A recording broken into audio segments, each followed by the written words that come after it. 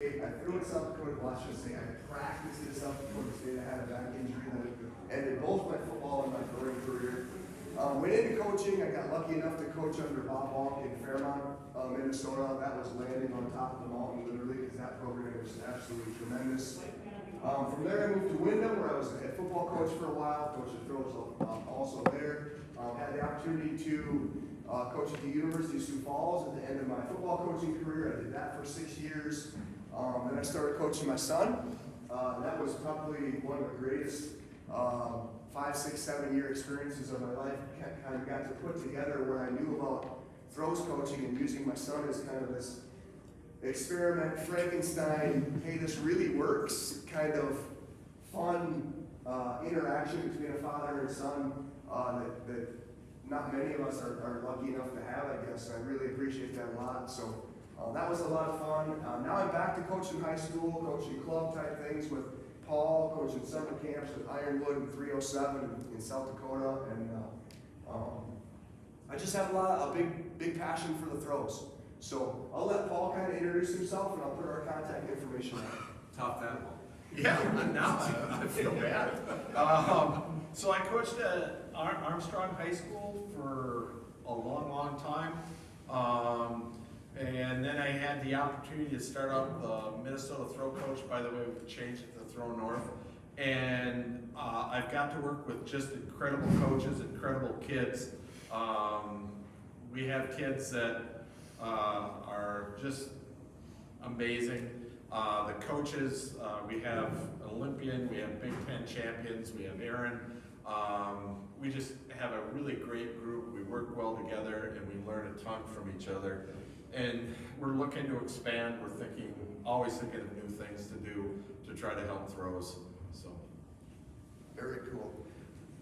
So here's our information. I can put this up again at the end. My phone number. If there's ever anything you guys want to send, I'm completely open. Text me, put some video on there and say, hey coach, I met you at the coach's clinic. Here's some video of my kid. What do you think? Totally open to help you out in any way we can. My email is a school email, and it has a really small amount of gigs that it will allow. So videos usually don't go through. So my phone is probably the best way to do that. Here's our Throw North site. This is a brand new site for us. Got some merchandise going on. We've got the sessions listed over there. Registration through PayPal. I'm also running a Southwest Throw North down in Wyndham. It's a luxury. Yeah, it's a lot of directional. You thought Northwest Missouri State was. We left them still. Yeah. So visit the site if you need anything there. That's kind of a easy way for us to advertise and get dates and things out there. So today's presentation is going to be like the super basic of the super basic. Like we're going to take you from absolute ground zero, I don't know anything about the throws, to hopefully a place where you can start to teach your own athletes the very beginning. So what happened to the shot put? it's landing, I think. It's like an egg. It's an egg. Really? Well, it's probably because I stretched it. The picture got stretched. Yeah. So much force on the ball coming down. Yeah. So it's going to be very introductory. Please ask questions, raise your hand, stop me if you're not understanding something. My way, Paul's way, not the only way to do this. And I'll talk about the science of the throws and the art of the throws a little bit more here in a minute, but let's get into the information. Can I ask a quick question? Sure. I'm curious if either of you have experience doing seated throws with like backwards towards that. I've seen it. Yeah, Okay, Many times. there you go. I have. excellent. That's my main intent here, Right? but I would love to start with. Some of the things that are on here is going to be applicable to, Right, absolutely. right. All the upper body, Right. all the upper body stuff, and depending on what classification they are, but all the upper body stuff is directly applicable. It's just a little bit of how to generate the momentum, but this stuff will be really easy to transfer over. He's the guy I work with is a T33. Okay.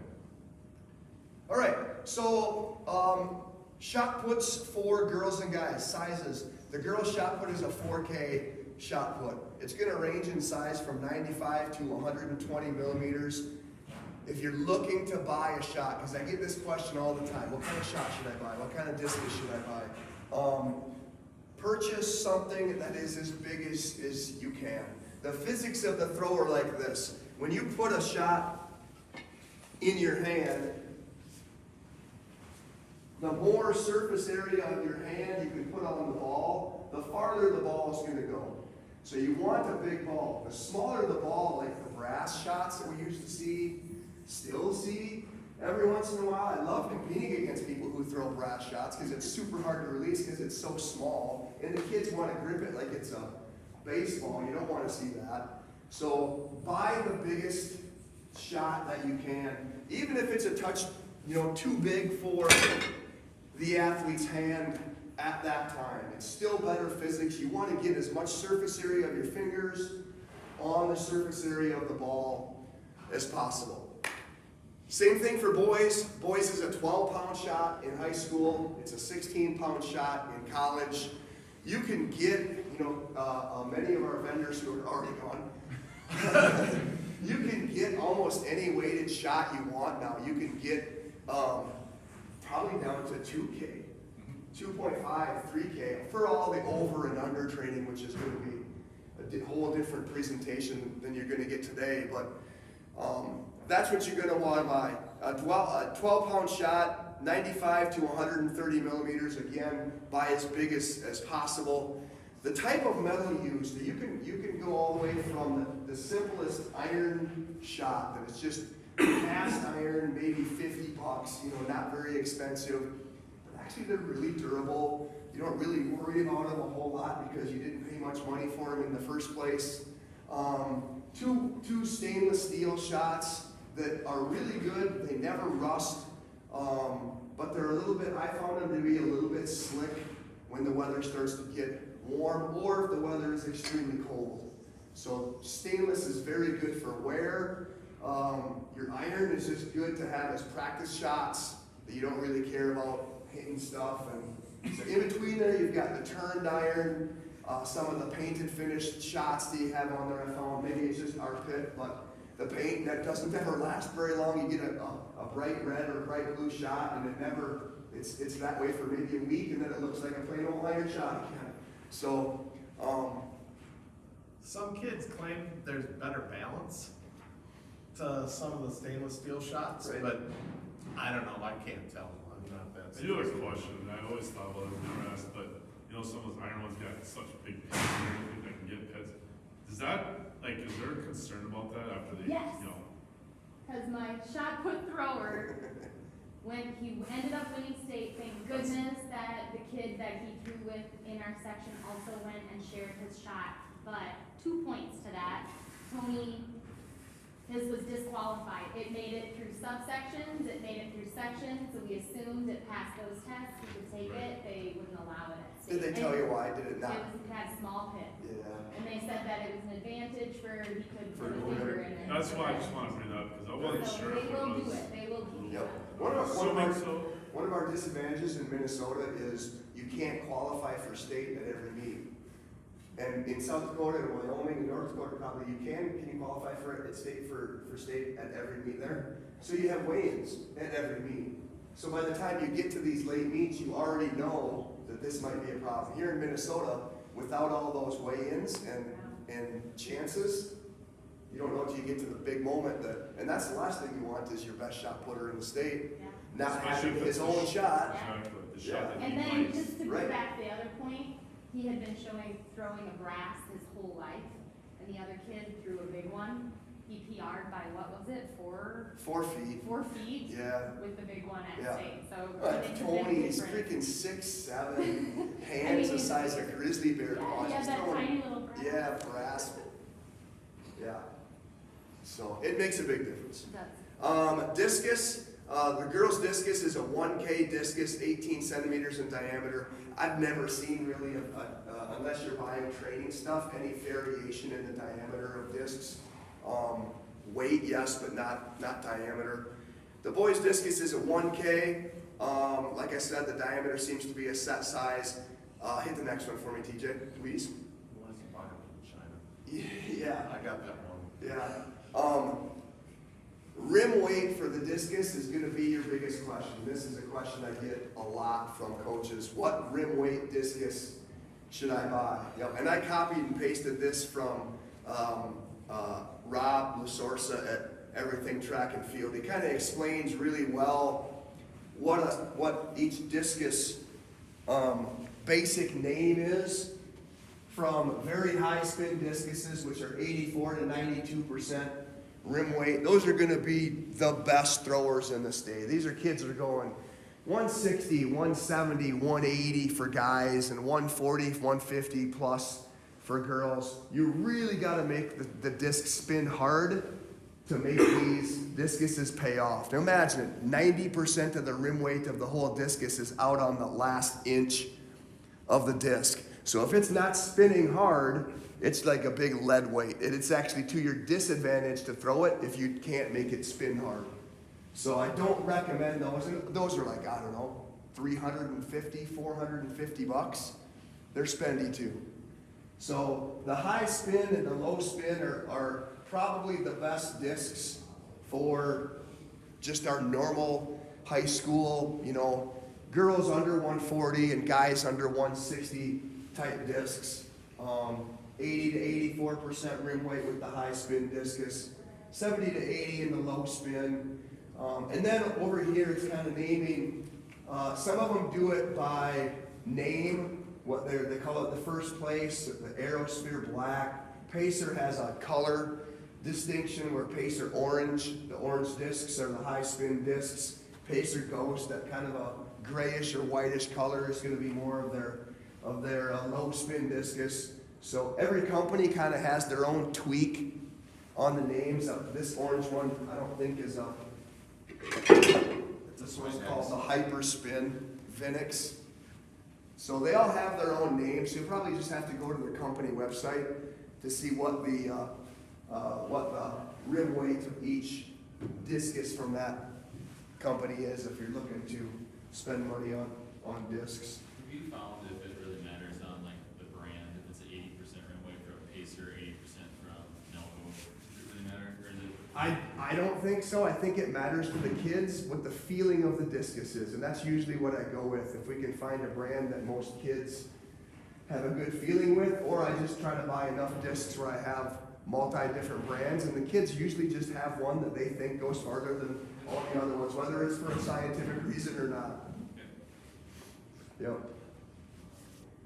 Okay, so I'm big into this part, and I hope I don't sound like kid way too much here, but I'm big into this part of, you see TJ roll his eyes a little bit, big into this part of how I philosophically look at coaching the throws. Today, we're going to be 90% in this part of coaching the throws, which is the science of the throw. To me, the science of the throw is, what do I have to do technically in the throw to be able to throw a discus or a shot put far? Because there's things that you just have to do. Like when you land in the front, you've got to have your left foot backwards a little bit, in the bucket a little bit from your right, if you're really going to be able to turn and open your right hip. If you land closed, the implement's just not going to go as far, okay? There isn't much art in, if you land this way, you're kind of screwed, We'll go back. The art is going to be to go back and look at it and go, okay, why did your left foot land where it landed? And then how do we fix it? What are the 10 different cues I can get you? And it might go all the way back to the back of the ring on why your left foot landed where it did. It's not just a, hey, you got to step in the bucket a little bit more. The solution is very seldom that simple, right? Your shot put's going really low. You got to throw the shot put higher. Okay, that's very seldom. The easy answer is very seldom the best real scientific answer. So we're going to work on a lot of the things, the have-tos of the science of the throw, okay? The art is, how do you make the science work? How do you tweak cues? Larry and I were talking about this morning. how do you have a bigger toolbox full of coaching cues that all say the same thing, right? How do I have 10 different ways to say, get your knees tighter in the wheel? 10 different ways to fix that problem. How do I know when my athlete is when I see something in the front of the ring, where is that problem stemming from? Is that in the middle of the ring? Is it in the back of the ring? To me, that's the art of the throw. That's the figuring out, the process of figuring out where the problem starts at, how to fix it, having multiple cues on trying to cue it, and getting that kid to have that light bulb moment where it turns on and they shoot that baby out there 3 or 4 feet farther than they did before. And the surprised look on their faces, they exit the ring and the big hug and high fives, and that's what we're doing this for. So to me, this is the easy part because it's black and white science. The art has taken a long time for me to learn. When I first started coaching my first 10 years, I thought I knew what I was doing. And then I met this guy named, here's the lineage. I met this guy named Terry Long, who went to Ironwood, early days of Ironwood. And Terry Long was a freaking genius. Terry Long's coached at Custer, South Dakota, population 1,500 maybe.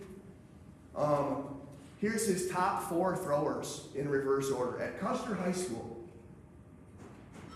60, 62, 65, 70. Yeah, so if you can't throw 60 feet, you're not even a top 4 thrower at their high school. Crazy. And I don't think any of them were over 6 feet tall, were they? Maybe the 4th place. Yeah, Costas was the only one. No, Schultz wasn't, Flores wasn't. Ty probably was, but Ty was the skinniest of all of them. Crazy. He started to teach me this stuff. He got this stuff from Ironwood. So that's my lineage back to Ironwood. It's kind of cool. Ironwood taught Terry how to be a coach and the camp mentality and how to put camps together. He brought that to South Dakota, which brought it to me, which I'm now bringing to you 30 some odd years later. So it's pretty cool stuff. All right. So it's our job as coaches to know and understand how the art of the throw is going to help us solve all the problems of the science of the throw. All right.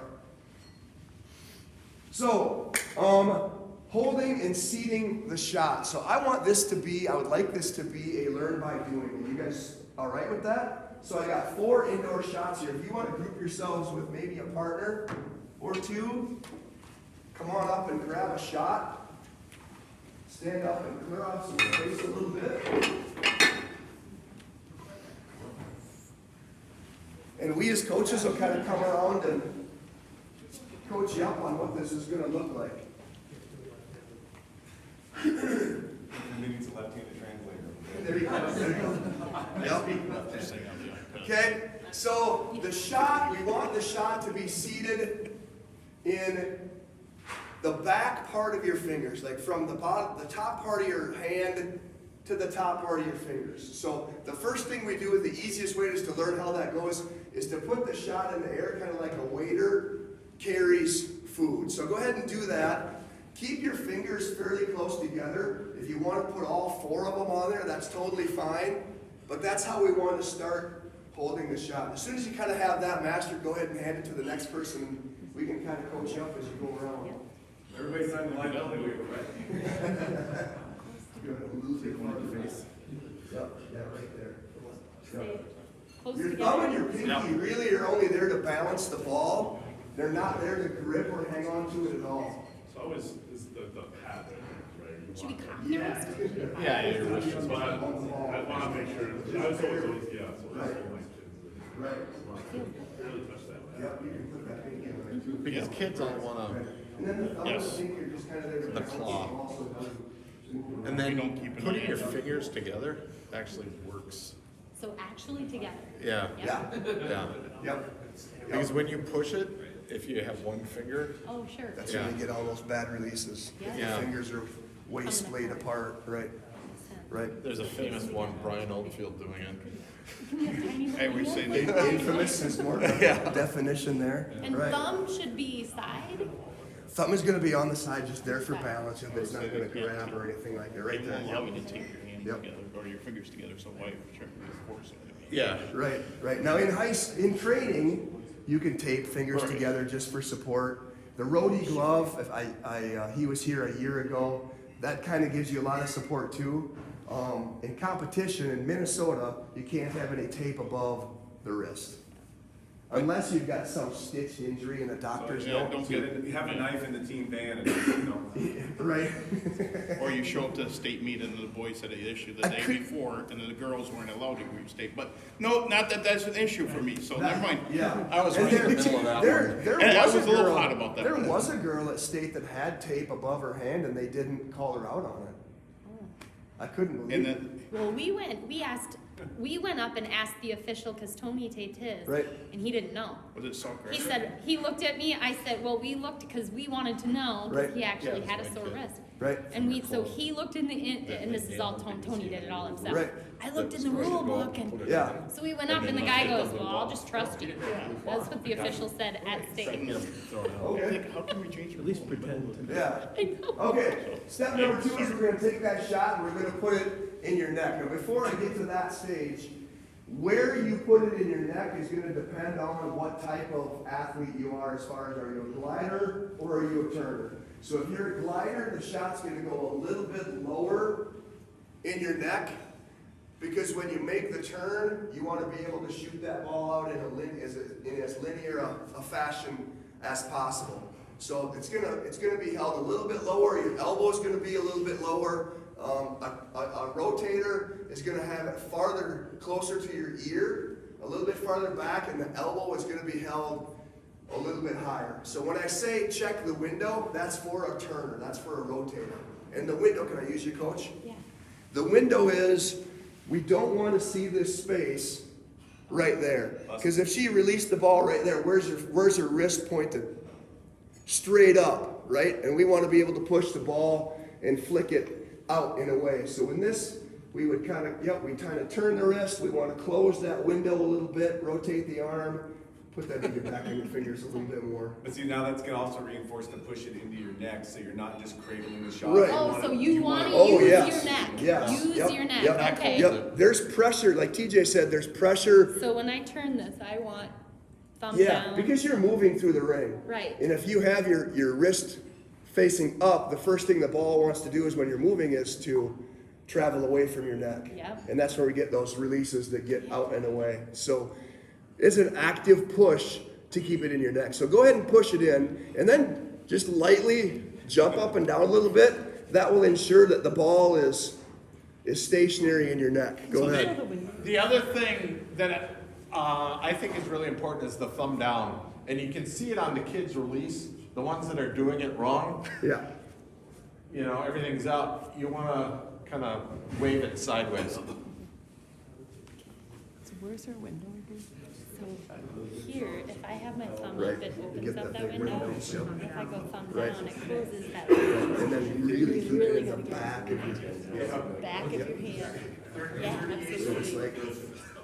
So I'm you're not trying- even on your feet, he's No. not even on knuckles there.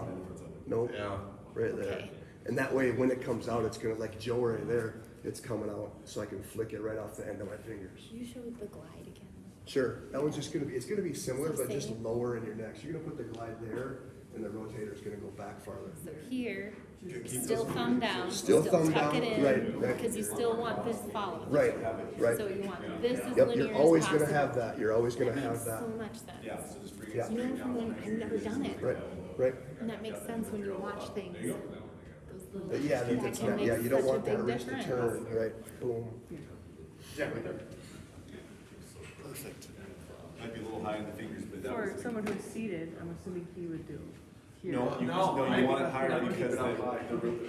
the release angle, like when they're seated, right, because they only have the ability to pull back. Right. You want to get it here so they can get as much extension with the shoulder through and get height on the release. If they're down here, now, if there's some other disability or they're just like that's, if they've got a bunch of other events, but you wanna keep it up as high as you can to get the release height, and then it allows them to clear, they're down here, they've gotta pull their side away to get the shot out, so, yeah. And you line, when you line it up here, like Paul's saying, when you drop your elbow, right, you're isolating everything into the arm. If I'm here, I'm stretching my chest, my shoulder, and I'm allowed to get this stretch across my body and then throw, but when the arm breaks, it's, everything's going through the shoulder, or not in the tricep, and that's, Yeah, it's like bench pressing compared to close grip bench. yeah, you're just a lot weaker, you're not able to get a stretch out of the body at all, it's just, you better have like a tricep that's, you know, hanging down here in a bowling ball for the deltoid. Popeye. Yeah. Yep. All right, go ahead and hit the next one. So ground pounder flicks would be the next place we go with this, and this is just an easy release drill where the ball is going to go down into the ground. I think we could probably do it lightly on the ground here. We wouldn't throw it super hard, but so here's how we set this up. We're gonna set this up as if it was your stand throw. So our feet are going to be spread shoulder width apart. We're going to seat the shot, and I'll go through the exact cadence of it here in a second. After the shot is seated, we're going to hinge at the waist, so we're bending down, and now my shot is pointed straight at the ground. And again, I have to put pressure on the ball to keep it there, otherwise it's just going to want to fall out of there. I push the shot when I'm actually doing this outside or in an indoor facility where you're supposed to throw shots. I would push the ball violently into the ground and flick my hand away the same way I'm pushing it violently out and flicking my wrist away, kind of like a sideways basketball shot. In this, we're looking for the flick to happen at the very extension of your arm, so that your arm is going all the way down to extension and then flicking away. You'll have kids that flick just a touch early sometimes. So we're looking at that as coaches. The one that I really like is pulling your left arm in, because we struggle with this, getting the left arm out, getting it back in again. They're working in opposition of each other. So my left arm is coming in, and the shot is going down.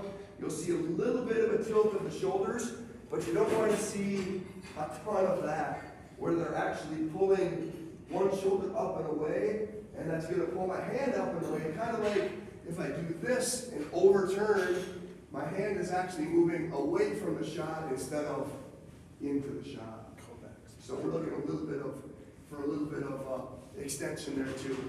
So if you want to practice that without the ball, that would probably be perfect. And hit the next one for me, TJ.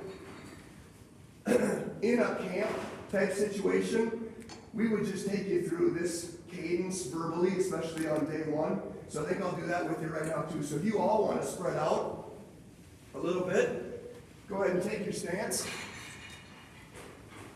Put that shot up in the air. Seat it in the chin. Just kind of get your fingers bent back so you feel some good pressure there. Hinge at the hips. And then we go 1, 2, 3, throw, boom. And we pull that left arm in, and we flick that arm down. Right.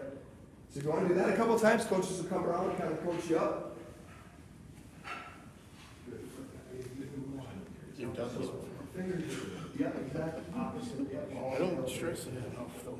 So the way I teach it with, so when I do some with just this hand being parallel, so they're knuckle to knuckle, and then, and I'm trying not to over rotate, yeah. That's one thing I tried to work on, because I think for years, just focus on pulling back and I haven't focused on it. Now, Keeping the shoulders not in plane, like having yeah. that extra. Yeah, you want to keep the shoulders square for this drill at least. What we can eventually do is start with stretch reflex. It's easier to see than it is to do, I think, sometimes. Well, and then the other thing, you got to get kids to move their feet. I've actually had kids lining into their big toe. Yeah. And you're just kind of like, okay, so we got to teach everything. So if their hand, if you're keeping it down, then really what you're working on is just the extension and the Yeah, timing of the yeah, flick. yeah. And then once they've got getting that, then them you add the to remember to have that path with the thumb. So the thumb is always pointed down, and this is the down here. And then after you do a couple that way, then we start bringing it back, starting the lawnmower.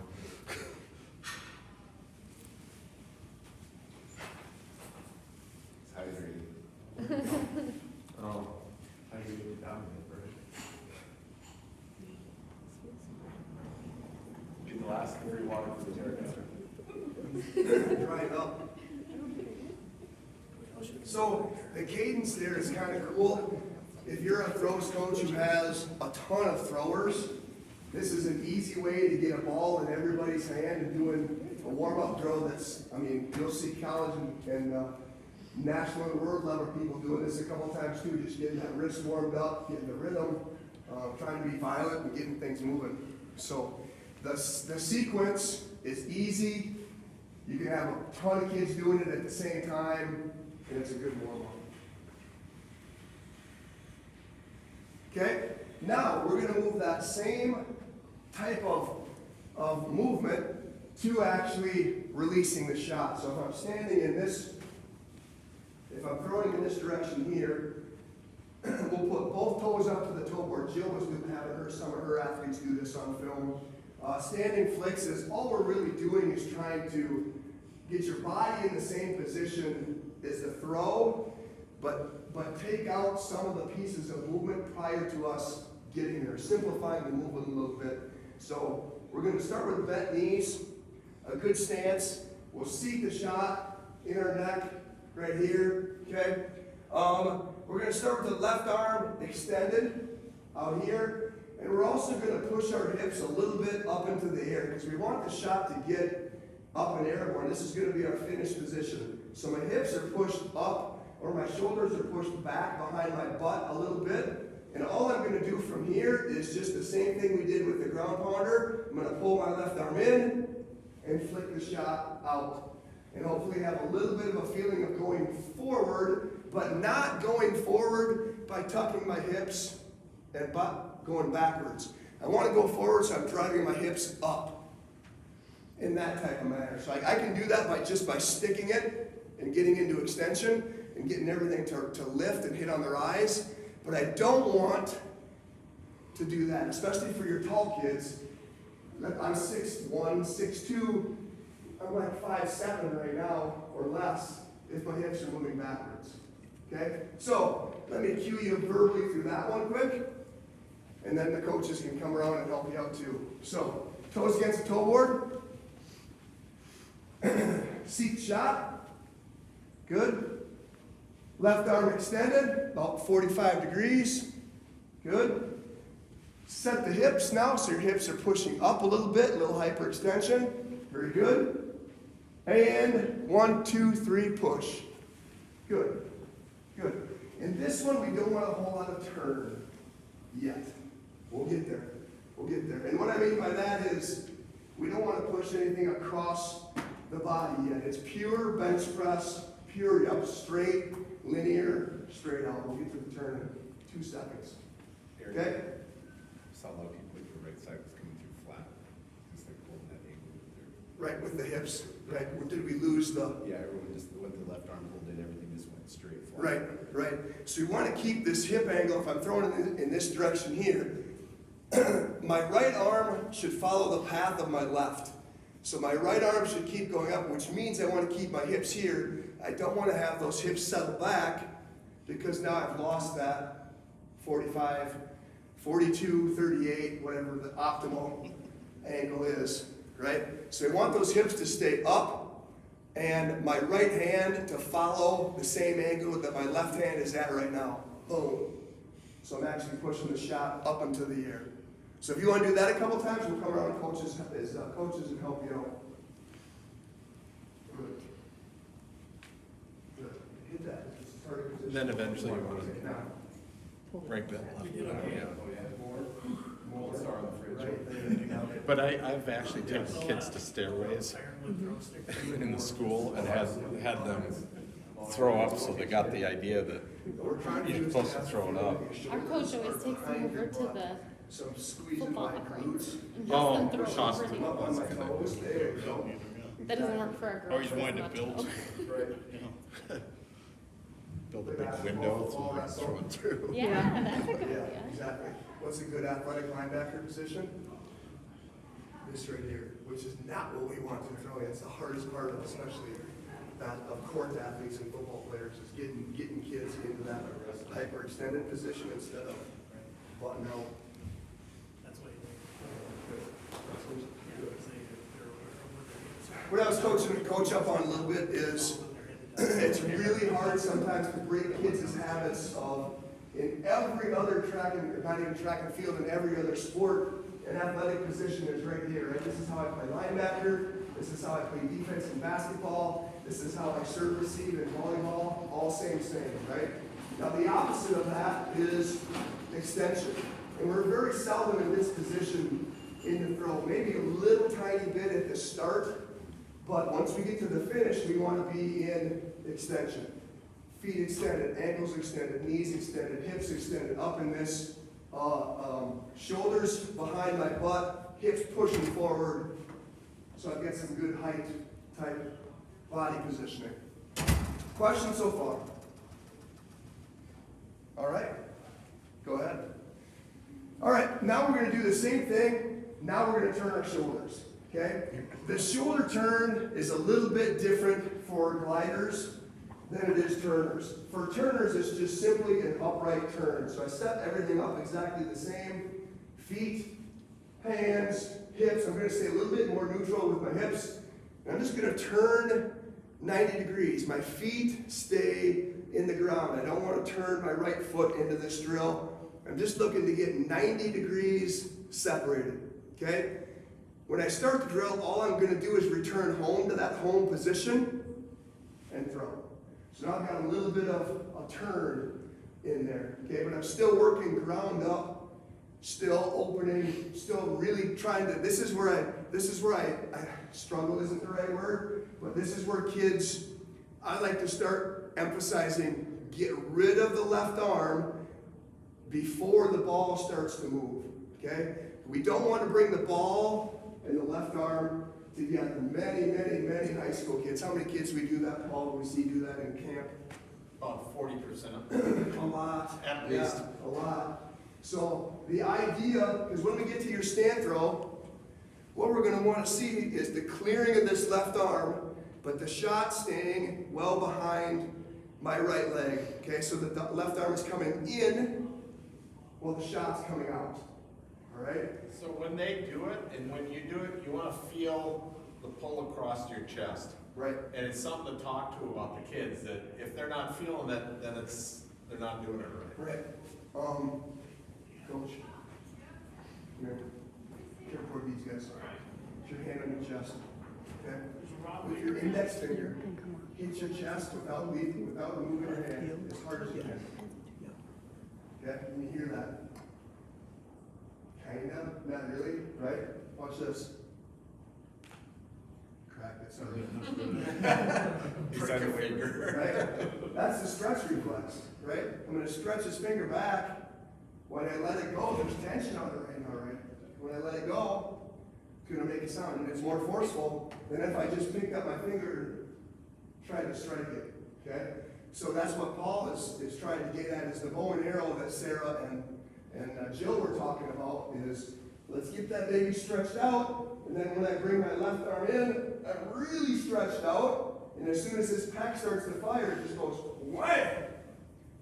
And that shot goes feet farther than if I was just trying to muscle it out there.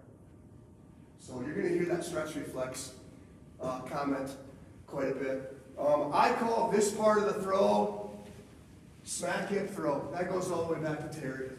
Yep, smack hip throw. The smack and the hip kind of come at the same time. So with the 90-degree turn, we're sitting right here. I'm going to take my backhand of my left hand, and I'm going to pretend there's an 8-foot gorilla right here. I'm just going to smack him in the face as hard as I can. Bam! But nothing else really moves yet. Then as I bring this arm in, I start extending all the other parts of my body. Then I get that stretch reflex. And so the shot stays while I'm turning. At the same time, my body is also turning that right hip. My left arm and my right hip will always travel together. So that's the idea of smack hip throw. What's wrong with it? That was, What's that? Yeah, so I was like, whoa. Spell it wrong. There's no I in there. There's no line. Okay, so our attempt is to deliver the ball last. We want to get our body in front of the ball, deliver the ball last, pull the left arm in as the shot goes out. Okay, so one more time on the steps through that one.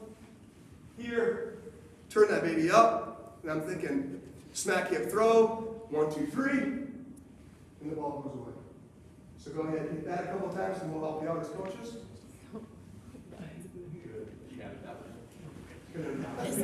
So let the arm go on its own, right? Think of your shoulder as a hinge, so it's not throw the arm out. Feel that stretch across your chest. That's so we can there. So remember, when you back here before, now hold up to stay. No, hold it. Feel that stretch across your chest, and then it's a little mechanical when you're learning it first, but you want to think about getting here. So that is in this compound stretch across your chest instead of rocking that right side. Yep, but don't let that left arm drop off. Once you pull it in, now keep it right here, so keep your left shoulder back and push through. Watch out for that wall behind you. Oh, that's hard not to pull that hard. Oh, no, because everything you want to do is you want to get it. Because this wants to go up. So think of your shoulders being the hinge here, right? So let the arm go Like going over free. a fence. Yeah, let the arm go free. Yeah, right there, and then pull it straight into your arm. Right here. There, and push through. And then Yep, and make sure we're pushing straight down the throw there. Don't let it, which way are you trying to throw? That way? I do like, I've never heard of the. Okay, That way. okay, yeah, so just here. Yep. Now, It gets mechanical at first, and then after a while you start to, the biggest thing is just keep that arm long. If it gets short, that's when things go messy. If it's long, you got a chance. If it gets short, whatever happens, it's gonna be So, Some kids will want to throw that was left it 2 or arm 3 out. years ago that you, was that that same coach was talking about? But it's dropped it again. But now that I feel that, it's easier to Now pull. what you're going Like for. that makes a Yeah. difference. A big skill I do is like I get to put the hand here and keep the shot back. So just throw that, feel that stretch across your shoulders, especially with seated, right? It You're was, trying to find I know every you local can't there you can. speak, but. Really, the only two stretches you're gonna get from a seated position are gonna be across your chest and then your arm What's that? to your shoulder. Because you're not gonna get a hip, you might get a little bit of hip shoulder depending on. Was there a couple of years ago? No. Everything you have is gonna be from the chair to the peel back. Unless it's going west. I know it was a South Dakota coach that you had, Yeah. that had all these really cool cues, Yep, so then this different. pull in, right? Then you Maybe that's what it was. Yeah, then, Tom Rice is also. yep, yes, you're getting your two stretches, right? So you get this, and then you're Yeah, really I trying don't to, know that he would Yep. come. He would be fantastic. especially from the seated Oh position, my you don't have the gosh, benefit of hilarious. getting the hip, shoulder Politically not circulation. appropriate. You gotta find every mechanical advantage you can for the But body. hilarious. All right, we gotta get this baby moving. Jeez. Yeah, All right, let's just go to the full throw. okay. Thank you. Okay, now the easy part after we master this drill, if we were gonna turn this into a stand throw, all we're really doing is turning our feet 90 more degrees, right? We're just turning our feet. So I'm throwing in this direction now. I seat the shot. We would wind it forward here, like 60-40 weight as I wind back. My toes will stay grounded, so I'm 90-180. 60-40 heavy, so we're 60% of our weight is over the right, 40% remains over the left. And I'm just going to rotate this back to wherever I'm comfortable, back in this position right here. Okay, so if you want to wind that baby back, before we do that now, your gliders are going to wind back and down differently. So if I'm a glider, as I wind back, I'm gonna take like the middle of my chest and put it right over the middle of my right leg. And my head's gonna go down, my shoulders are gonna slouch and relax a little bit. As a turner, I'm gonna stay upright and face the back wall. So it's a completely different stand throw style, cues, You have more weight in the right foot too, don't you? Where you probably in the glide. More or less just enough just to keep, just to tap, And then, yeah. there might even be a little bit of ungrounding of that left foot. And you never do that in spin. No, we would never do that in spin. So if you know that you're coaching a lot of gliders and less turners, if you want to try that style out, if you know you have more turners than gliders, everybody turns in Owatonna, right? Oh, really? So do whatever you choose to do there, but we're kind of coming out of those positions in the same manner. If I was a glider, I'm still thinking smack hip throw. One, and trying to get your full extension, feet facing that way. Finish, hips up. If I'm a returner, same thing. Snap, hip throw, get it on the eyes. Yeah, the concept is And then go. Just doing it turn. questions. All right, I'm gonna skip doing that part if that's okay, and move you on a little bit.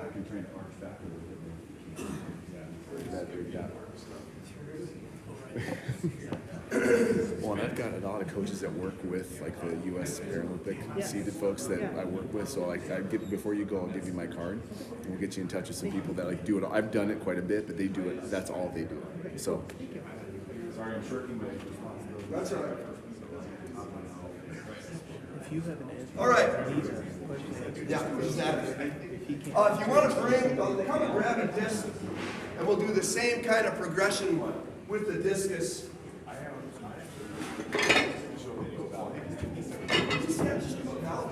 It's easy. I'll put you in touch with people that can actually like show like specific stuff and get some Right, so the boys, and then whips it up, and I'm like, oh, that was, I saw it, I'm like, well, that makes a lot of sense, because it's almost like a rubber band. You guys. I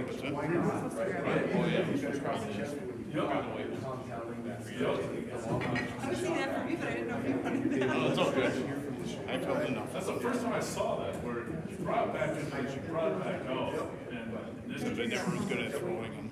The hard part is watching videos online, because they're just throwing the left arm. yes, That's the other side of the fence from the shot. I never got back. it. The linear face and the throw. I'm sorry, do we want to move? I'm good, I'm good. All right. That was so, that's right over there. No, I'm- Now, the shot put kind of seems like a little bit more of a simple event, where discus takes a little bit more athleticism to perform. So there's a little bit more grace involved with the discus, and a little bit more of just raw freaking strength and power involved with the shot, right? So holding the discus, holding the discus is we're not holding the discus at all. We're gripping. When we say grip the discus, it's not a grip at all. We're not hanging on to it at all.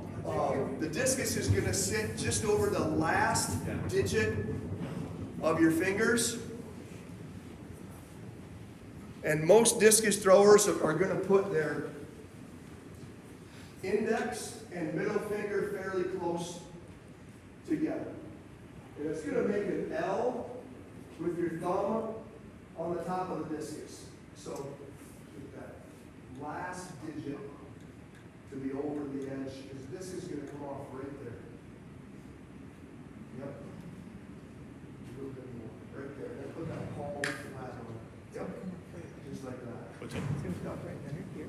Yeah, if you want to kind of hold it just, yeah. a little bit. Just a So we're little bit basically on the edge. making an L with our index finger and our thumb. You said it's gonna come off like right here. It's going to come off right there. Yep. Yeah, come. Right there. Some people will release it off their middle finger, just because some people's middle finger is just a touch longer. They lift up. As long as it's coming out and flying straight and it's not super warbly, it'll be fine. As long as it's spinning the right way. Yeah. Yes, Yeah, yes. it's spinning clockwise Yes. if you're a righty. Yes. What they're talking about is if you see it spinning like this, that means it's coming out of the back of their hand. So, And you'll see you them. really want Oh, it actually spins the other way. Yeah, Yeah. they'll like tuck their hand underneath. to, yeah, a lot of people throw this way. It's super common with really young guys and really early girls because they have a hard time hanging on to it. They either want to create enough momentum in the throw to keep it on their fingers, they feel like they have to hold onto it, and then they grip it like this.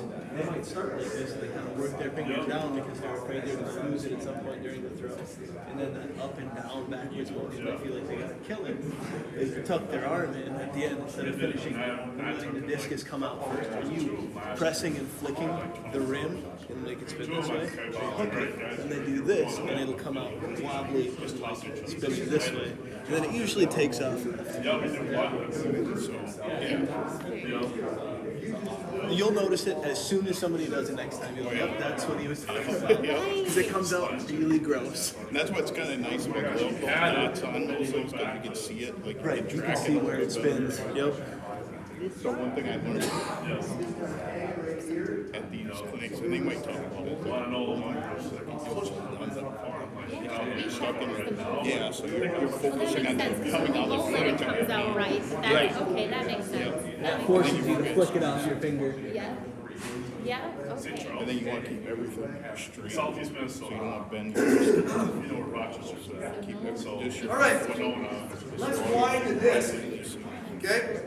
Go ahead and hit my next one, TJ. Yeah, if you want to work this, but.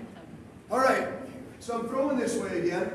I'm gonna catch the discus with my left hand. So when I'm gripping the discus, if I'm not moving it, it's gonna fall out, okay? So think of it like a half full bucket of water. If I take a half full bucket of water and I start moving it back and forth like this, and all of a sudden I start to go in a big circle, as long as I move fast enough, what happens to the water? It stays in there, right? If I slow it down or stop, I'm gonna get wet, right? Same concept here, okay? As I wind the discus forward, I'm gonna catch it right here, right? Some athletes will like turn it up here. For high school kids, I don't like to see that because we're gonna release it. And I want that arm coming up and through and across my shoulders, right?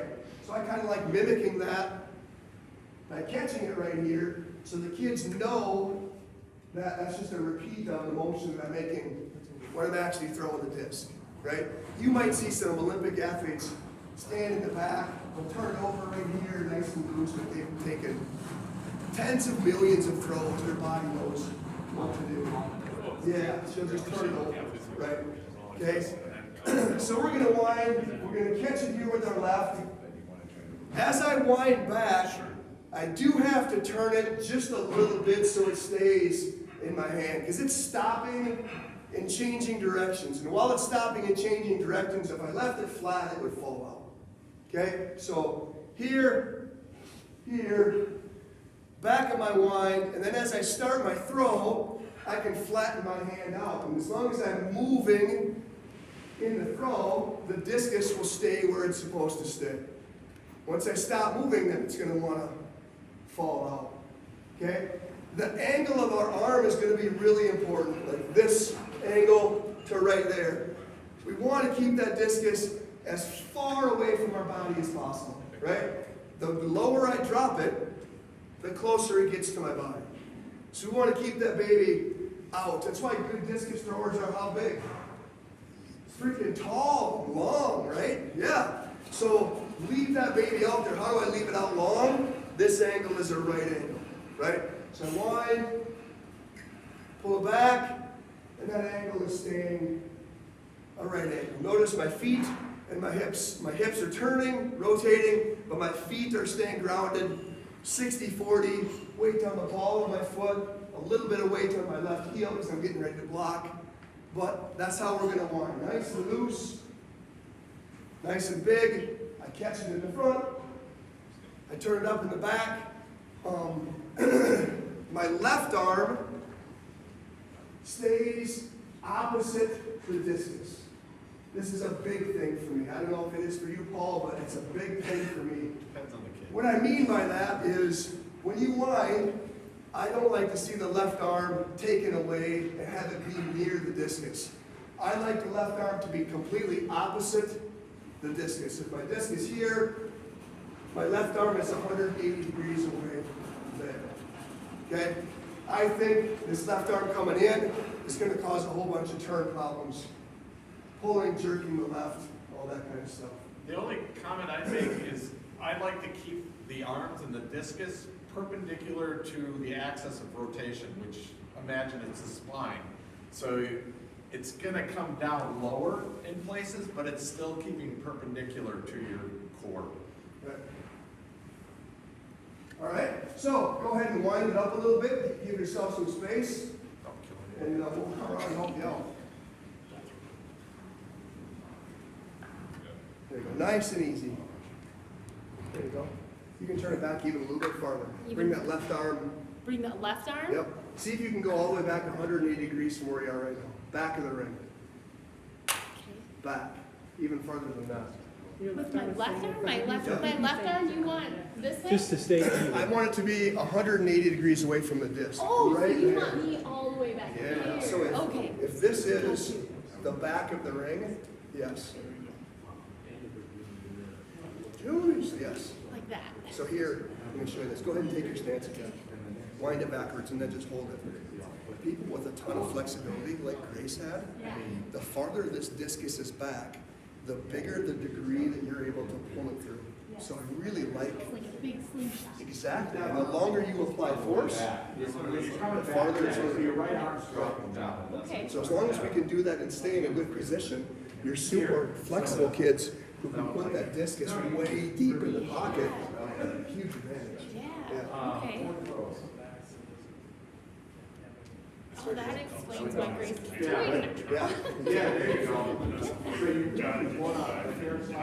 Really want to turn your back. Yeah, very good. Good. Try to stay exactly upright. It's easy as we wind backwards to kind of bend our right shoulder back. It's like you're in a tube and you're just turning inside that tube. There you go. That's with the left. Good. And then, yeah, you can just keep your chin right in the middle of your body so that it's wherever your shoulders are pointing, that's where your head is also. There, money. Good. Good. I'm not athletic enough right now. Warming up third plate right now. What's that? For weight Third plate right now. of men or Women. women? We don't have anybody in the men's meet. Jack's not for there. Not late. He threw 50 feet shot.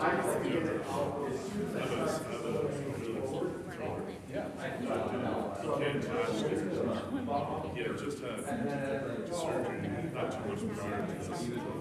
So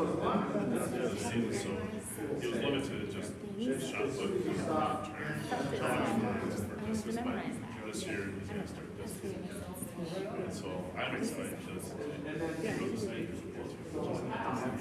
Yeah, some of the stickers on there, or you could just paint it that so you could watch. Somebody has done a calculation. You just, you can tell the kid that just makes it right. It's really neat. He's asking the same question.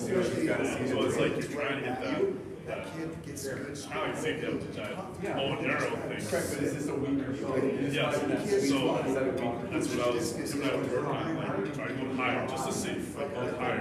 And there was a point that was too high. And then before we came, it was flat, and his shot was flat, and his throw was trying to go a little higher. It was well, and then he go up here, and like he didn't have that strength, that mobility. Yes, right hander, It's just that. Find that sweet spot. So then, yeah, because they'll do that sometimes, they'll pull the elbow in. can I just put some On the pinky side. on this thing so that he has a marker to know where he needs. Oh, yeah, so if there's a color, if it's a, yes, I was gonna say. All right, so some introductory drills, because releasing the discus is difficult. Your middle school kids, it's not easy to get the discus to come off the exact correct part of your finger. So a bowling drill, can I just bowl this at you, coach? A bowling drill where I'm just going to take a step forward with my left and see if I can roll the discus and keep it rolling like a pancake and coming off that index finger. It's perfect for this type of release because we want that discus to be coming off the outside edge of that index finger, right?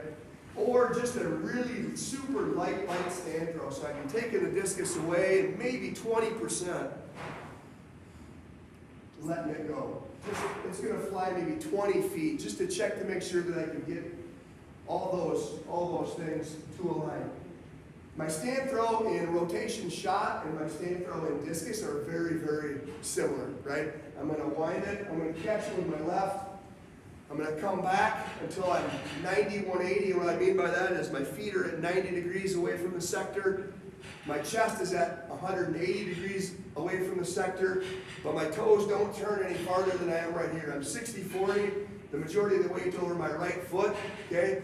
Now I'm gonna start the throw from the ground up, right? My hip is gonna start to turn, my right foot is gonna start to turn. I'm gonna feel it drop, hopefully of this left foot, because it's getting ready to block and be solid. My discus is going to start to come around the corner. I'm going to pull that left arm in, just like we've done in drills before. This side is solid. My right hip is turning. As my right hip is turning, my left foot is coming in. I'm super, super long with this discus arm. And off it goes.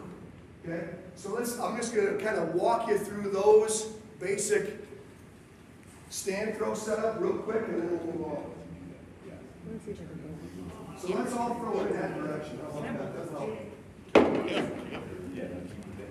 Okay? So we can. I'll do this with a bunch of pauses in it, just to kind of get us in the right position. But we use So rubber discs. let's wind forward and catch it. The AD doesn't shoot me. Wind forward, catch it, that's pretty good. Yeah, no, metal, Good. Wind it back. I like this AD I have right now. My past I got a one. new one I can train in, so. Oh, that's nice. So, Yep. I'd push out your right knee, Okay? so your heel comes up off the ground, yeah. Come out of Yeah, that because you want smack to be hip able to throw rotate. by turning the right hip, dropping the left heel. Yes, beautiful. Bring that discus around the corner, 10% speed, left arm in, and flick it away. Nice. Good, let's do it again. Wind it forward, catch it with the left. Good, wind it back. Everybody should be seeing me right now. Standing nice and tall, upright. Good. Starting to throw from the ground up. Turn that right foot, right hip. Good, left arm out. So, Pull it if in. you have your Smack the foot discus flat, away. it's hard to turn it if it's Nice. flat. Make But sure if you pull that push left your arm knee out, that where your left arm goes, the right arm's gonna try to follow. So now, that left arm falls off. I can turn it. Yeah, you feel that? So throw your left arm. So I think of it differently. This is the puppet master, and that's the puppet. So throw the puppet master, We don't and want that's to gonna rise pull. out of that right away. We're really, Little bit especially in outside, discus, so it's it's a more like- linear event, we don't need as much verticality until Yep. we're right. Left arm big. So it's like a figure skater. If it comes in tight, you don't have as much energy, so you want to keep it long, so it's slow right now, and then it comes in at the end, and that's what accelerates. Yep. Keep this long. Yeah, well, it's long until I get to here, and now, yeah. Is it actually, am I exaggerating my heel? I'm having a hard time balancing with my heel off the ground in the back. Am I doing Well, it's is that because you just- got mushy throwing shoes. Okay, is that Or okay? you got mushy running shoes. They're great for distance, they suck for throwing. Okay. It's like basketball shoes, they don't work. I had this great athlete that insisted on wearing basketball shoes, and he would have been phenomenal, but you can't feel the ground. Right. So throw the And they're, left arm. and they're too slow. So Yeah. first, drop and turn, right? So I'd actually go a little bit earlier on the left arm. Okay. A little Open bit. to create. Yeah. Go ahead, coach. Nope, you're. I'm gonna grab your right hand. Now smack with your left.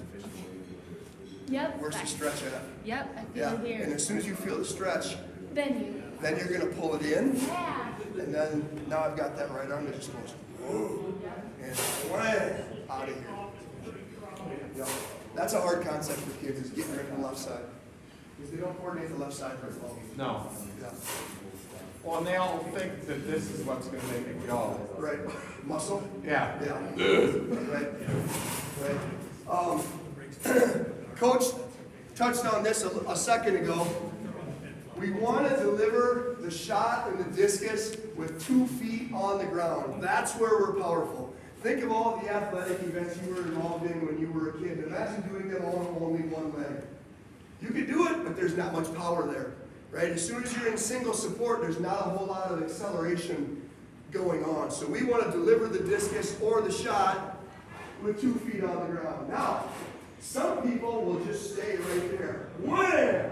And nothing will move. The German discus throwers, who's a fantastic blocker right now in the world. Right now. The Chinese one that won worlds. Thing, Is yeah. she a- Perkovich, when she non-reverses, is pretty cool too. Right, right. She doesn't do it consistently. No. Yep. So when we talk non-reverse and reverse, that's what we're meaning. Non-reverse is throwing, and we just stay planted on the ground. Discus is gone, I'm still right here. A reverse would be, I'm getting to this position, I'm just about to release the discus gets delivered, and I hop to that other foot, or I hop and I keep spinning around, right? So it's kind of, you want, like all the presenters, TJ and the girls, you want them to naturally figure that out. You want them to just practice until there's so much force there that as they come around the corner, I'd fall forward if I didn't switch feet. It doesn't always naturally happen for kids, so we try to do a whole bunch of practice things as non-reverse, just to drive home, deliver on 2 feet, deliver on 2 feet, so that gets driven in. But some kids will naturally reverse. The hard part is if they reverse too early. And if I do that, this is a complete exaggeration, but if I do that, I'm pulling through the discus with no feet on the ground. And even as, I don't want to be disrespectful, but Heather, if I jumped, when Brandon Heather jumped in the air and I was in the air and she pushed me with 2 feet on the ground, she could probably bury me because I've got nothing, right? I've got nothing on the ground. You guys have jumped, you played football before or jumped and somebody's moved you to the side because you don't have any peg on the ground. Same. So we really want to be careful teaching the reverse, that it's just to save the throw. It doesn't really give the throw a ton of acceleration. And kids will want to do, I call it a 2-to-2, where they're just jumping 2 feet to 2 feet. And really you want it to be a drive through the left and a turning of the right, and then a switching of the feet where my right foot is going to go where my left foot was. Bam. And I might keep turning there, or I might just be able to stop. So we've coached a whole bunch of kids that are no reversers and are all-state, state champions, but I've never coached a kid that did anything at state that reversed too early, no matter how big and strong they are. Yeah. So the analogy is don't shoot a cannon out of a canoe. Right? You put a cannon in a canoe in the middle of a lake and you shoot the cannon, the canoe's going to go the opposite direction, right? And the cannonball's going to go whoop, right into the water. Okay? The cannon's on dry land, boom, and the cannon's powerful again. But if it doesn't have something to push against, so the ball can go one direction and the cannon can eat up that velocity and stay grounded, we don't have a foundation. Okay? Oh man. I'm 9 minutes over. How much further? I can go through these slides one-on-one. I can take you through them. This begins kind of coming out of the back of the ring. I added these because I didn't know how much time I'd have. I'll stick around if you want the information. I can talk through it. We can go through it as a demonstration. You tell me what you want to do. Are these door prizes? No. They're my prizes. Let's do. Yeah. If you have to leave, I'm totally fine with that. Like I said, I'm 9 minutes over right now. This information is in the slides. If you want more information on it, I'd be glad to talk with you about it. We can set up a Zoom meeting or something like that. But I don't want to keep you late past your ride. So if you have further questions, I'll stick around. I'll work through some things if you want to stick around. If you have to leave, that's totally fine too. Yeah. So yeah, thank you. Hope I got this. Yeah.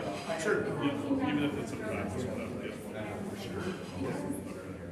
It's such a memorization of 150 things that I don't understand right now. But like now, just looking at them, whenever I realize it, and once you do it, then it's just something that's ingrained. And that's so different for me. Like right now, I was like, I know, like, it's way too much. it's overwhelming. So, Less. would you be open to that? Like, More, you know,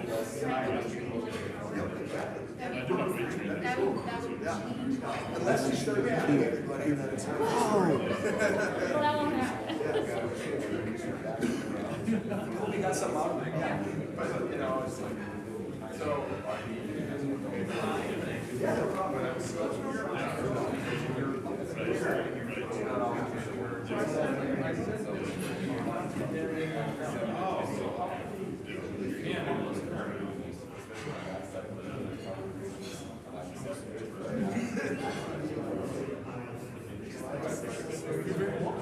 You really helped me with my practice.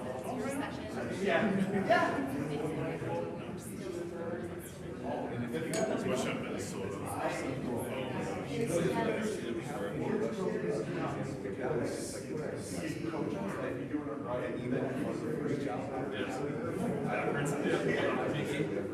See, I was never a big winner, I was always a middle finger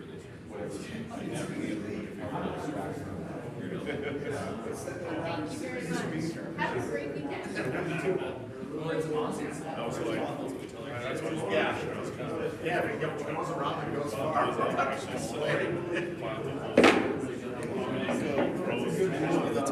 Yeah, well, and that's why I said this is our target. So if you're gonna be autonomous, or tired, or sore, or if I see it like, hey, you're done.